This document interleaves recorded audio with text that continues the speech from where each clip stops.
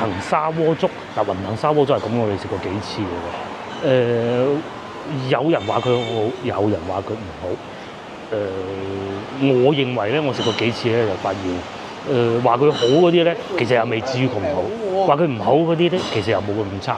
因為點解咧？話佢唔好嗰啲咧，就係唔中意要等位，同埋價錢其實唔平，又係嗰啲由以前食到好平，一開始食到依家嗰種就話佢唔好。第二種咧就話佢好好，其實咧佢啲砂鍋粥咧就好重味正嘅，係啊，同埋咧要等位都幾辛苦㗎。我仲有隔離呢個湯氏美食啊，6年米芝蓮。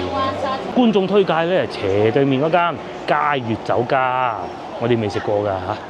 喺呢度仲有個超記煲仔飯，我哋都今日啊都有考慮過嚟呢度食嘅。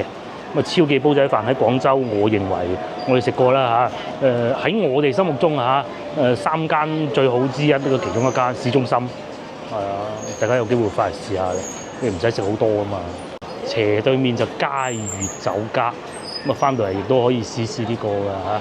應該都係啲傳統粵菜㗎啦。咁你佳悅酒家食完啦，仲有邊個咧？就係呢度啦。呢個咧食雙皮奶嘅沙灣。